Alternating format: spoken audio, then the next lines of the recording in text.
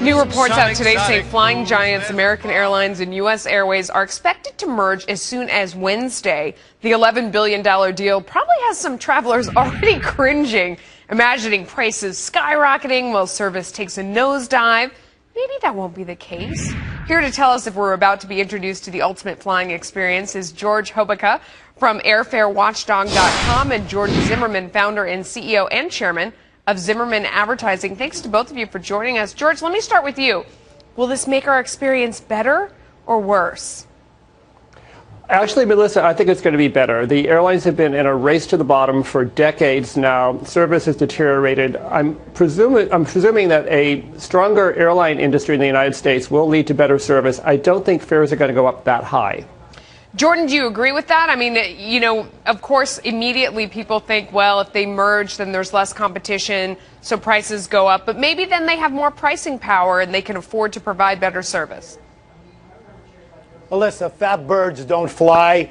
And, in creating this merger, we're creating a fatter bird, right? Think about it. I mean, look, let's go back to the merger of Continental Airlines with United. And look at what's happened.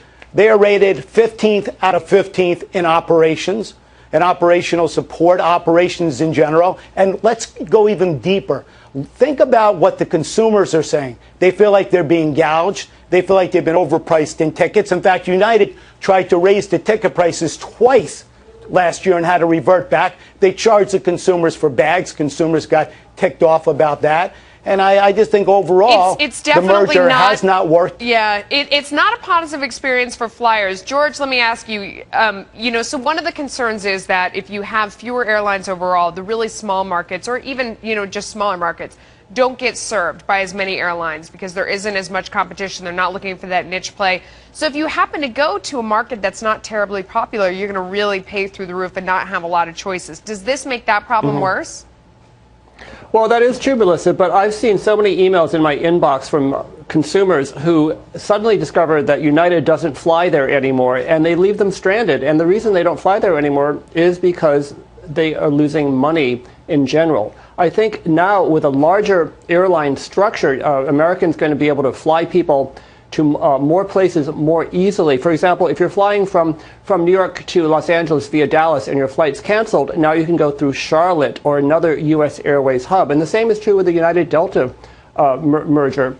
I don't think it's going to be bad for consumers. Believe me, I'd like to see low airfares, but I really don't think it's going to be that bad for consumers. But it doesn't support the industry that maybe low airfares are the reason why we've come to dread flying. I mean, Jordan, one of the biggest problems that airlines have now is really image. I mean, it used to be, I don't know, before I was born, that people would dress up for, to fly and they would look forward to it and it was this special experience.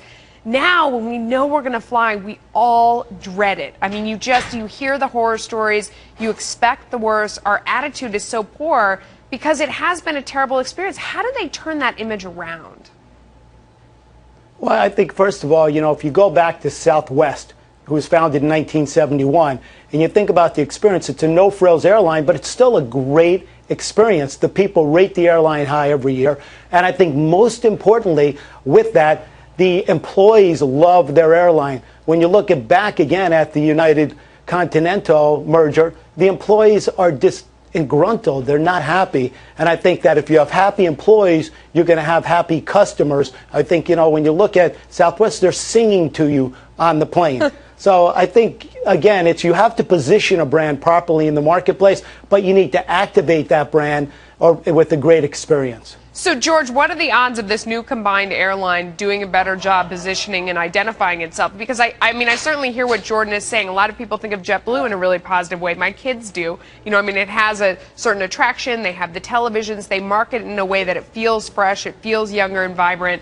I don't know. How can the new merged airline do the same thing? Well, I agree that one reason why Southwest employees are happier is because they haven't gone through bankruptcy. They haven't been furloughed. They haven't lost their pensions. But American has, and also the other airlines have. And the reason they've done that is because there are too many airlines chasing too few non-discretionary travelers, the people who don't really have to fly. They can stay home, or they can drive, or take a bus. So I think a stronger airline industry in this country will make for happier airline employees. What do you think your flight attendant's not smiling? She lost her pension. She was laid off for 5 years. I also think that we are competing against those very well-funded international carriers like Emirates, Singapore, Turkish Airlines, which are siphoning off some of the high-value international travelers. So we're not just competing amongst ourselves in the U.S. industry. We are competing with these very well-financed and sometimes subsidized international carriers. Interesting. All right, guys. Thanks so much for coming on. We appreciate your time. Thanks, Melissa.